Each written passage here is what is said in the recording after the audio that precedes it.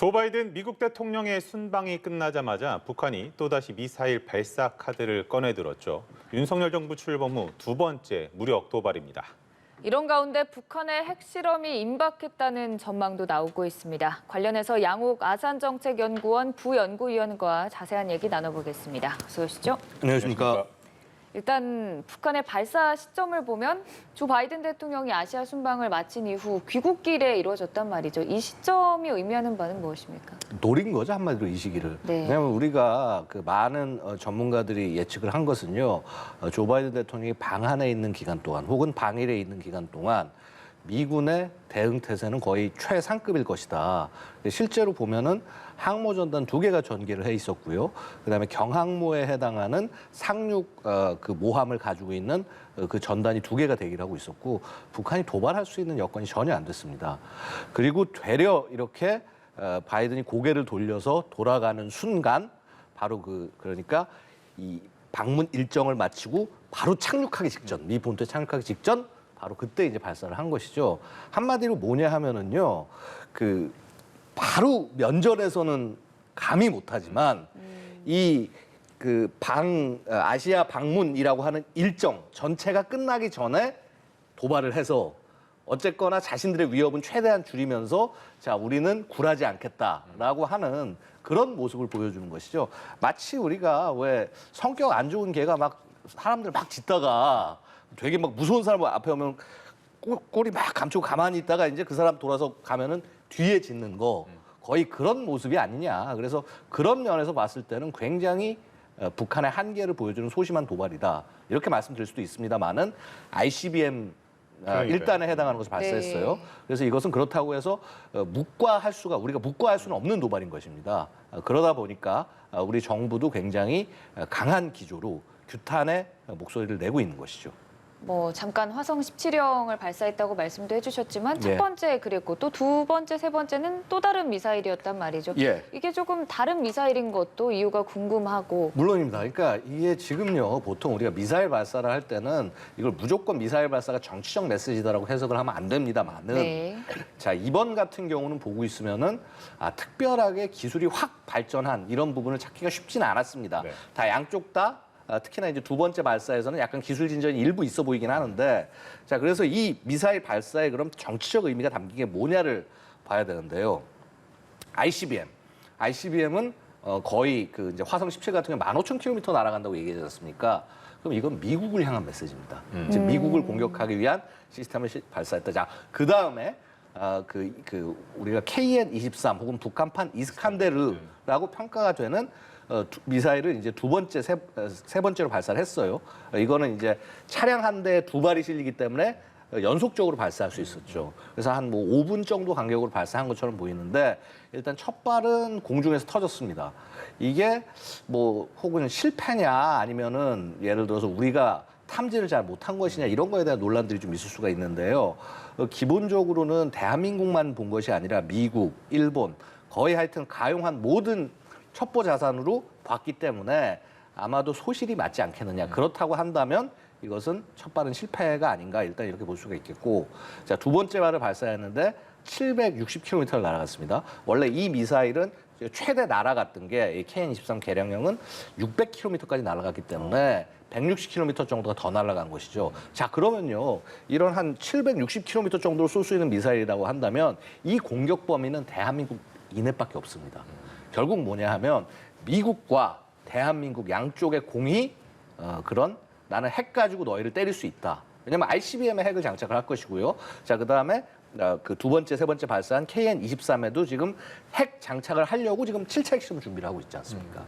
결국은 너희들 양쪽에게 다 핵을 공격할 수 있다라고 하는 굉장히 좀 안 좋은 메시지를 보낸 것이죠. 그럼 7차 핵실험 그 시점은 어느 정도로 예상하십니까? 사실 이제 7차 핵실험 실험의 시점을 두고 말이 좀 많았습니다. 그래서 빠르면은 조 바이든 대통령 방한 전이 아닐까라는 관측도 있었고, 그 다음에 아까 보면은 우리 국가안보실의 김태호 제1차장께서 이제 뭐 비슷한 말씀하셨어요. 북한이 이제 핵 기폭 장치 실험을 한 정황이 있다라고. 자, 그래서 그런 것들을 봤을 때는 기폭 장치라는 것이 뭐냐면은 자, 핵 물질이 있고 그다음에 이 물질을 감싸서 이 터트려서 연쇄 반응을 일으켜서 핵 폭발이 일어나지 않습니까? 그럼 바로 이 그 임계 폭발까지 폭발을 일어나게 만드는 장치. 네. 이게 기폭 장치인 거죠. 그러니까 이게 준비가 돼야지 사실 핵실험을 할 수 있는 겁니다. 그래서 핵물질, 기폭장치, 핵실험장 세 가지가 준비가 돼 있어야 핵실험을 할 수 있는데 자, 실험장은 지금 웬만큼 정리가 거의 되어가는 것 같습니다. 흙더미가 아직 쌓여 있긴 하지만은 거의 된 것 같고요. 자, 기폭장치 지금 계속 뭐 터트린 정황이 있다고 하니 뭐 준비가 이미 됐거나 곧 될 것이고요. 자, 그러면 이제 그렇게 두 가지가 준비가 됐으면 여기 핵물질을 가져다 놓고 집어넣어서 하면 핵실험을 할 수 있다는 것이죠.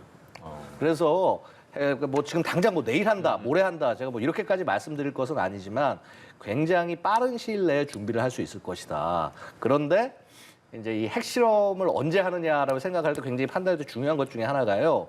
핵실험장 위성 사진을 우리가 되게 열심히 쳐다봐야 됩니다. 쳐다보는데 어떤 때 주의를 해야 되냐? 핵실험장 인근이 깨끗해졌을 때. 흙더미라든가 뭐 자재라든가 차량이라든가 이런 것들을 다 치워놨을 때. 왜냐하면 핵실험을 하다가 여러 가지 사고나 이런 것에 의해서 그런 것들이 다 문제가 될 수 있기 때문에 되려 그런 것들이 깔끔하게 없어졌을 때가 핵실험할 때가 아닌가. 그래서 6월 초 정도 늦으면 뭐 그러니까 빠르면 한 6월 초 아니면 솔직히 이번 주말이라도 하려면 할 수 있을지 모르겠습니다만은 그렇게 생각을 하고 저 개인적으로는 북한이 좀 의미 있는 날이 그 6월 중에 하나가 있습니다. 통상 6월에 의미 있는 날이 많지 않은데 북한이 이제 자기 자신들의 승리, 김일성의 승리라고 주장하는 보천보 전투 날짜가 6월 4일이고요. 이번이 올해가 정주년입니다. 보천보 전투 85주년입니다. 그래서 저는 개인적으로 한 6월 4일을 일단 예측을 한번 일단은 해보고 있습니다만은 뭐 그 이외에 어떤 날도 충분히 할 수 있을 것이다. 뭐 이렇게 바라볼 수 있겠습니다. 근데 북한이 최근에 발사를 북한 매체는 또 비공개 기조를 보이고 있거든요. 그럼 예. 이번 발사 역시 우리나라와 미국에 보내는 메시지가 있다고는 말씀을 하셨지만 매체는 또 실릴 가능성이 적은 상황입니다. 그러니까 이게 꼭 그 매체에 뭔가를 꼭 내보내는 것만이 의미를 전달한다라고 보시지 않아도 돼요. 그러니까 이런 측면이 있습니다. 분명히 김정은이 나와서 뭔가를 얘기를 한다 하면 이거는 확실한 정치적 메시지를 그 안에 담는 겁니다. 네. 담는 거긴 하지만은 근데 김정은이 안 나오고 미사일 발사했는데 아무 적이 없다 그럼 의미가 안 담겨 있냐? 맥락상 그렇지 않은 경우도 있다는 것이죠. 자, 일단은 지금 처음에 발사했던 저 ICBM 1단에 해당하는 것이요. 북한이 올해 2월 27일에 처음 발사하고 3월 5일에 또 발사하고 또 3월 16일에 발사했는데 3월 16일 건 공중에서 폭발했단 말입니다. 근데 2월 27일하고 3월 5일 발사한 거는요. 다 노동신문에 나왔어요. 근데 어떻게 나왔느냐? 미사일 발사 이렇게 나온 게 아니라 우리 정찰위성 발사했다. 그러니까 정찰위성 발사라고 해서 그것도 막 일면에 대대적으로 크게 실은 게 아니라 사진도 거의 안 집어넣고 되게 조그만 면으로 해가지고 해서 우리 우주개발국에서 정찰위성 발사 시험을 했습니다. 자, 이런 식으로 메시지를 집어넣은 거죠. 근데 그 맥락에서 1월부터 미사일이 계속 쏴대는 이 맥락에서 야, 저게 정찰위성을 발사했구나 북한이 허허 하고 생각할 사람은 아무도 없다는 겁니다. 맥락상 기본적으로 단거리 미사일, 중거리 미사일까지 쐈기 때문에 ICBM의 1단을 얘들이 실험을 하고 있구나라고 거의 모든 사람들이 그렇게 예측을 한 것이고요. 그리고 실제 3월 24일에 화성 17호 발사를 성공했다. 이렇게 주장을 하면서 대대적으로 막 김정은이 뭔가 뮤직비디오 같은 그런 막 복장에 막 가죽 잠바 입고 선글라스 쓰고 나와서 하는 그런 촌극까지 보이면서 성공했다고 얘기를 하고 있지만은 사실 그렇습니다. 이게 그 성공했다고 왜 자꾸 발사할 필요가 없지 않습니까? 그렇죠. 이번에 또 1단을 발사했다라고 하는 것은 결국 3월 24일 발사가 뭐 일부 성공한 측면이 있을 수 있을지 모르지만 절대로 완벽한 것이 아니다. 혹은 우리 합참이 얘기하는 것처럼 저것은 실패한 것이다. 실패했는데 화성 15를 갖고 뭐라고 그럴까 이렇게 마치 성공한 것처럼 탄도 빈 거를 쏜 다음에 자랑을 하는 것이다. 뭐 이렇게 평가할 여지도 분명히 있다라는 것입니다.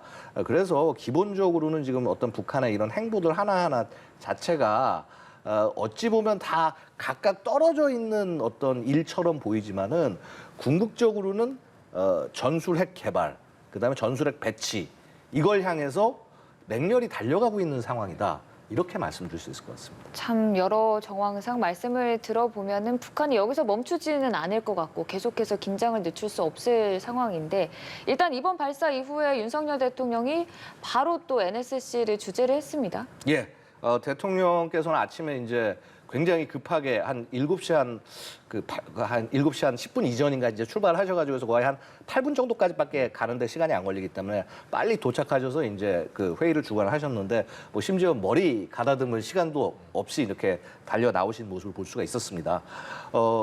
사실은 뭐 기대했던 새 정부에 기대했던 반응 그대로였습니다. 즉 원칙에 입각해서 북한이 잘못한 것이 있으면 굉장히 그 원칙을 강조하면서 강하게 대응하고 혹은 북한이 대화를 요청하거나 협조를 요청한다면 또 거기에도 응하겠다라고 하는 그것을 계속 말씀을 해왔고요. 특히나 중요한 것은 전 정부처럼 북한에 끌려다니지 않겠다라는 말씀을 이미 후보 기간 때부터 계속 하셨단 말이죠. 자, 그래서 그러한 연장선상에서 그 공약을 지켜내는 국민의 바람을 지켜내는 그런 식의 접근을 지금 하신 것이 아닌가. 뭐 저는 이렇게 일단 평가를 하고 있습니다. 그러니까 뭐 메시지를 보면은 한미 정상 간에 합의된 그 확장 억제 실행력 그리고 연합 방위태세 강화 등 실질적 조치를 이행하라. 그러니까 이제 지난번에 바이든 대통령과 정상회담을 하고 결과를 발표를 하고 또 공동 성명에 담기고 예. 이랬던 부분들에 대해서 이제 빨리빨리 좀 속도감 있게 진행하라 이런 메시지라고 보면 되겠습니다. 예, 그렇죠. 뭐 사실은 지금 정부가 뭐 들어선 지 지금 뭐 아직 뭐 20일도 안 된 상황이기 때문에 아직 뭐 지금 뭐 그야말로 할 일들이 엄청나게 많고 이제 겨우 시작일 것입니다. 그다음에 구체적으로 그럼 그런 과제들을 어떤 형식으로 실현을 시켜 나갈 것이냐. 사실 이게 지금 이제 외교부라든가 국방부라든가 뭐 안보실 할 일이 엄청나게 많이 지금 산적이 돼 있는 것이죠. 그런데 그럼에도 불구하고 빨리 할 수밖에 없는 것은 지금 당장 눈앞에 임박해 있는 북한의 7차 핵실험 혹은 그 이후에 계속 또 이어질 ICBM 관련된 도발 또 그 기타 또 여러 가지 무기 체계들이 또 새롭게 아마도 또 펼쳐지지 않을까 그리고 위협의 강도를 높여나가지 않을까 자 그런 맥락에서 봤을 때 지금 준비를 빨리 해야 되는 상황인 것은 맞습니다. 근데 하지만은 그럼에도 불구하고 너무 빨리 달려가다 보면 우리가 놓치는 것이 있을 수도 있는 네네. 것이고요. 그래서 뭐 애초에 뭐 이미 이렇게 뭐 인수위 시절부터 차분히들 준비를 하셨을 테니 이제 그런 부분들을 잘 스케줄을 잘 맞춰서 해 나가야 되지 않겠느냐. 그래서 사실 첫 해 되게 할 일이 집권 1년간 앞으로 할 일이 굉장히 좀 많다라고 말씀드릴 수 있겠습니다. 그리고 또 눈에 띄는 부분이 한미가 4년 10개월 만에 공동 대응에 나섰거든요. 예.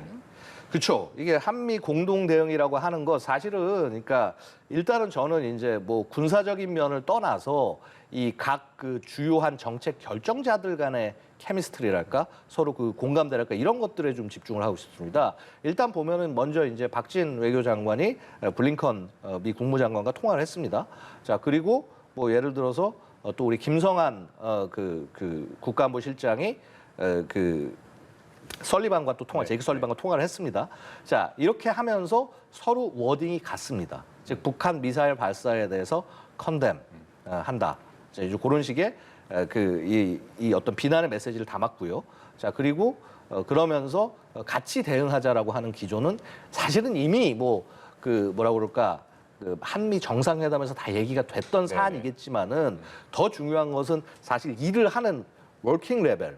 혹은 그 뭐 밑에 미니스트리얼 레벨 그러니까 장관급 자 그런 단계에서 차분차분 나가는 것이 굉장히 중요한데 거기서부터 잘 됐다라고 하는 것을 말씀드리고요. 자 플러스 사실 지난번 북한 미사일 발사하거나 이제 그 했을 때 그 미사일 발사 대응을 우리는 했는데 미군은 거기에 응하지 않았습니다. 뭐 어떤 이유에서인지 모르겠지만 분명히 한미 간에 협조가 안 됐었다는 얘기가 되는 것이거든요. 그런데 이번에는 양쪽 다 잘 그것을 수행해냈다라고 하는 점. 그래서 차분차분 이런 부분들은 굉장히 짧은 기간 내에 정부가 준비를 잘했구나라고 말씀을 드릴 수 있겠습니다. 자 마지막으로 요 질문 하나 드리고 마무리를 하겠습니다. 좀 간략하게 좀 여쭤보면은 예. 어제 중국, 러시아 군용기가 카디즈 침입하지 않았습니까? 근데 북중러 사실은 이 부분에 있어서 이게 오버랩이 된단 말이죠. 이게 좀 무리일까요? 아닙니다. 이게 사실은 지금 이제 이런 부분들이 우리한테 굉장히 안 좋은 측면이라는 것입니다. 기본적으로 북한은 외톨이였습니다. 외톨이였는데 이제 뭐 일단 지난 정권에서 이제 남북 간의 화해를 추구한다라고 하면서 사실 중국과 굉장히 가까워졌어요. 트럼프와 대화를 빌미로 해서 김정은은 그렇게 원하던 시진핑과의 대화를 확보를 했고요. 게다가 지금 이제 우크라이나 전에 의해서 결국은 자유주의 진영과 이런 독재, 뭐 전제 국가들 간에 이렇게 서로 분리가 일어나는 상황에서 지금 굉장히 우려되는 것은 이런 중국과 러시아의 연대에 북한이 끼어드는 것. 바로 이제 이런 상황들을 사실 북한은 아마 노리고 있지 않을까. 그래서 우리도 그런 부분을 굉장히 주의해야겠다고 말씀올리겠습니다. 네, 또 말씀 들어보면 근시일 내 북한의 추가 도발 가능성도 있는 만큼 긴장을 늦출 수 없는 상황 같습니다. 지금까지 양욱 아산정책연구원 부연구위원과 함께했습니다. 고맙습니다. 감사합니다. 고맙습니다.